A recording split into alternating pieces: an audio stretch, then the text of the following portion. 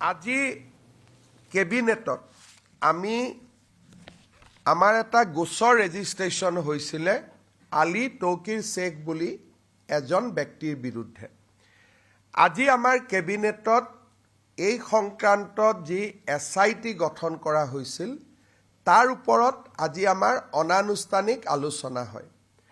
কেবিনেটে গৃহ বিভাগক নিৰ্দেশ দিছে যে 7 তাৰিখৰ কেবিনেটত ফৰ্মেল এই বিষয়বস্তুটো আনিব লাগে আৰু কেবিনেটে মুখ্যমন্ত্ৰীক অধিকাৰ দিছে যে 8 ফেব্ৰুৱাৰী তাৰিখে দিনৰ 10:30 বজাত সাংবাদিক মেল এখনৰ জৰিয়তে SITৰ প্ৰতিবেদনখন যিমানখিনিলৈকে পাৰি ৰাজহুৱা কৰিবৰ বাবে।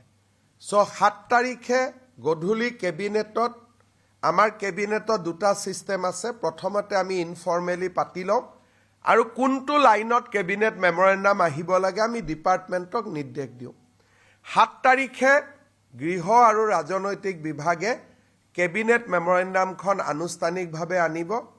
8 তাৰিখে দিনৰ 10:30 বজাত ৰবিবাৰ আছে আমি এই কেবিনেট মেমৰেণ্ডামখন বা SITৰ ৰিপৰ্টটো টু দ্য এক্সটেণ্ট পচিবল যিখিনি গোপনীয় তথ্য নহয় তাক আমি আটাইখিনিক ৰাজহুৱা কৰিবলৈ কেবিনেটে মুখ্যমন্ত্ৰীক অধিকাৰ প্ৰদান কৰিছে।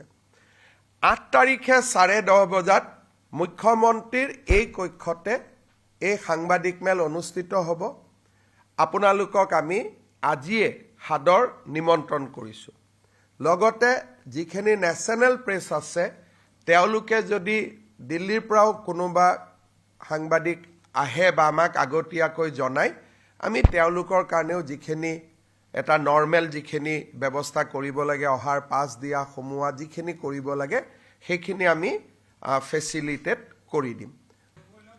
এইটো গৌৰৱ গগৈৰ লগত প্ৰত্যক্ষভাৱে জড়িত আছে। আজি আমি কেবিনেটত আলোচনা কৰোঁ।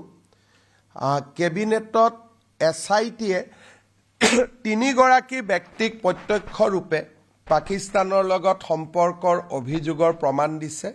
আলী তৌকিৰ শেখ,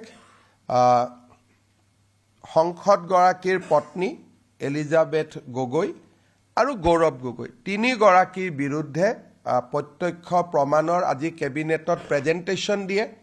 এটলিষ্ট আমাৰ কেবিনেট মন্ত্ৰীসকলে প্ৰেজেণ্টেশ্যনটো পাই যথেষ্ট আচৰিত হৈছে।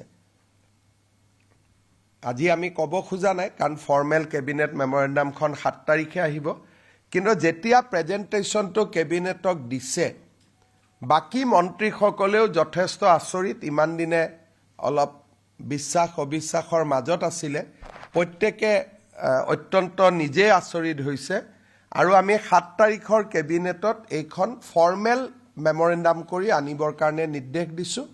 8 তাৰিখে প্ৰেছত আমি গোটেইখিনি সদৰি কৰিম।